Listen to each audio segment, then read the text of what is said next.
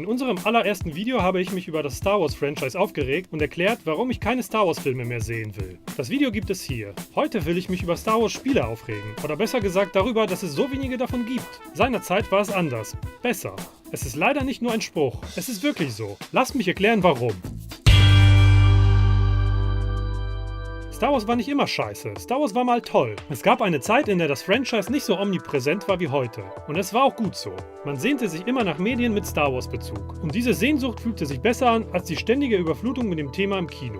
Was die Star Wars Spiele angeht, ist das irgendwie umgekehrt. Seitdem die böse Disney Company 2013 die Exklusivrechte für das Franchise an ihren ebenso bösen Cousin EA vergeben hat, sind gerade mal 2 Star Wars Spiele erschienen. Nur 2 Stück in 6 Jahren. Ist das zu fassen? Star Wars Battlefront 1 und 2. Ja, ich weiß, es gibt noch diese unsäglichen Lego Star Wars Spiele. Die zählen für mich aber nicht. Es sind für mich Lego Spiele und keine Star Wars Spiele.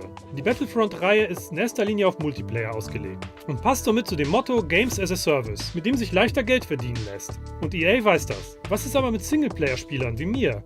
Kann mal jemand an uns denken? Bevor sich die beiden bösen Companies zusammengetan haben, gab es unzählige Herangehensweisen an den Stoff. Es gab Shooter wie Dark Forces, Jedi Knight oder Republic Commando. Es gab Weltraumspiele wie X-Wing oder TIE Fighter. Es gab Rollenspiele wie das grandiose KOTOR und MMOs wie Galaxies oder The Old Republic. Es gab Strategiespiele und. Die Liste ist fast unendlich. Es gab praktisch aus jedem Genre ein Star Wars Spiel. Natürlich habe ich nicht alle gespielt. Als Fan konnte man sich aber das Genre aussuchen, welches man mochte und kam auf seine Kosten. Und jetzt nur 2 Spiele in 6 Jahren.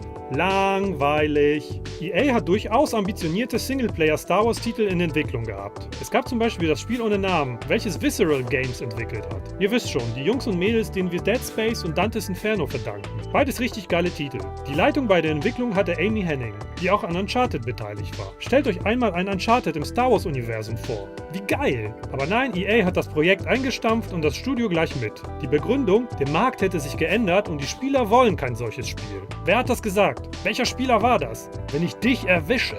EA will die Assets in einem anderen Spiel verwenden. Wahrscheinlich ein neues Battlefront, wenn ich deren Einfallsreichtum kenne. Und neulich wieder ein Projekt, das eingestellt wurde. Diesmal soll es ein Open-World-Titel gewesen sein. Okay, ich gebe zu, Open World ist langsam durch. Wenn man es aber richtig macht, warum nicht? Und ein Assassin's Creed im Star Wars-Universum würde ich schon irgendwie gerne sehen. Doch es tut sich gerade was. Neulich hat ein Interview mit einem der Drehbuchautoren von Rogue One im Internet für Aufsehen gesorgt. Dieser hat sich öffentlich über EA ausgelassen und den schlechten Umgang mit dem Franchise kritisiert. Dadurch hat er eine Debatte ausgelöst. Es gibt sogar ein Gerücht, demnach die Verantwortlichen bei Disney darüber nachdenken, die Zusammenarbeit mit EA vorzeitig zu beenden. Obwohl der Vertrag eigentlich auf 10 Jahre ausgelegt ist, also noch bis 2023.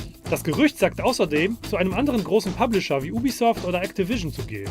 Ganz toll. Bei Ubisoft würden wir nur noch Open-World-Titel bekommen und bei Activision wahrscheinlich sowas wie Call of Force oder Call of Empire oder so. Bitte nicht, Disney. Wir Gamer wollen wieder Vielfalt im Star Wars-Universum. Ich will wieder kleine und große Star Wars-Spiele sehen, die die Möglichkeiten ausloten. Damit wäre das Gleichgewicht in der Macht wiederhergestellt. Wow, was für ein Schlusswort. Selbstschulterklopfen.